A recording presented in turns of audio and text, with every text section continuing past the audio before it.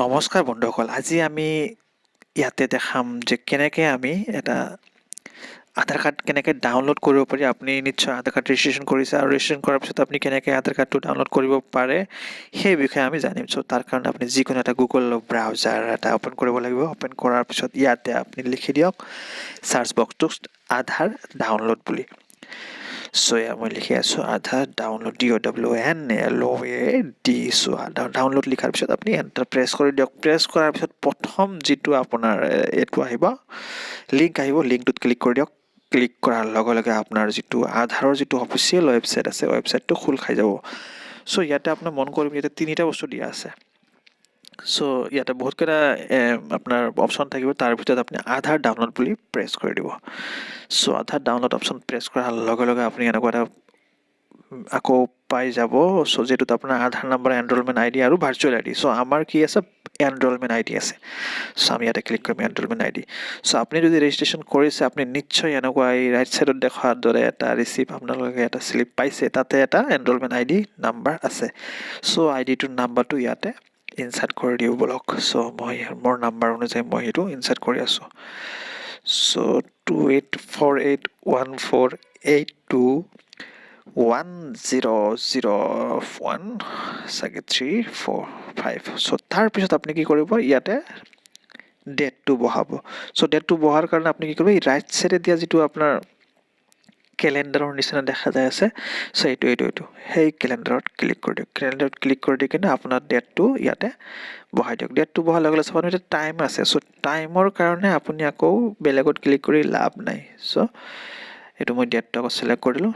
ডেটটো চিলেক্ট কৰাৰ লগে লগে আপুনি টাইমৰ কাৰণে এই সৰু যে ঘড়ীৰ নিচিনা কিবা এটা ৱাটছৰ নিচিনা দেখা যায় আছে, তাতে ক্লিক কৰাৰ পিছত আপুনি এনেকৈ পাব ইয়াতে যিটো আপোনাৰ নম্বৰ দি আছে সেইটো ইনক্ৰিজ আৰু ডিক্ৰিজ ওপৰৰ বা তলত দিয়া এৰ'বিলাকত ক্লিক কৰি এডজাষ্ট কৰিব পাৰিব। চ' এনেকৈ মই এডজাষ্ট কৰি লৈ আছোঁ। ইয়াতে আপোনাৰ দিছে হয়। চ' ইছ तरह से आप एडजस्ट भी कर सकता है। তো এডজাষ্ট কৰাৰ পিছত আপুনি বেলেগত বাহিৰত ক্লিক কৰি দিয়ক। তাৰপিছত আপুনি এই কেপচা বুলি কয় এইটো, এই কেপচাটো ইয়াতে এণ্ট্ৰি কৰিব লাগিব। চ' কেপচাৰ বিষয়ে যদি আপোনালোকে জানিব বিচাৰিছে, ওপৰত এটা লিংক দিয়া আছে, সেই লিংকটোত ক্লিক কৰিলে আপুনি কেপচাটোৰ বিষয়ে জানিবলৈ পাৰিব। চ' কেপচা লিখা হৈ গ'ল। এতিয়া আমি ক্লিক কৰিম চেণ্ড OTPত।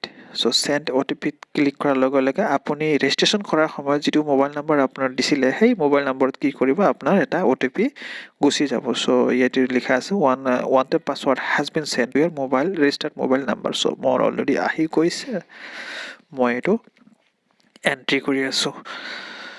চ' এণ্ট্ৰি কৰাৰ পিছত এটা ছাৰ্ভে আছে, ছাৰ্ভেটোত সৰু বস্তু আছে, ডু ইউ ৱান্ট এনেকুৱা কিবা এটা আছে আপুনি ফ্ৰম দ্য আধাৰ ৱেবছাইট। মই ইয়াতে কিন্তু মই পোৱা নাই এতিয়ালৈকে। আৰু ইয়াতে লিখা আছে যে আপুনি কেতিয়াবা ৰিপ্ৰিণ্ট কৰাৰ পিছত কিমান দিনৰ ভিতৰত আপুনি আধাৰ কাৰ্ডটো ৰিচিভ কৰিছে।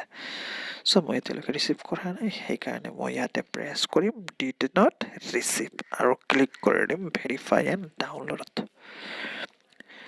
চ' ভেৰিফাই এণ্ড ডাউনলোডত ক্লিক কৰাৰ লগে লগে আপোনাৰ আহি পৰিব এটা মেনু মানে কি, আপোনাৰ আধাৰ কাৰ্ডটো অলৰেডি ছেভ কৰাৰ কাৰণে আপোনাৰ ইয়াতে মই ইয়াতে ছেভ কৰিম ডেস্কটপ।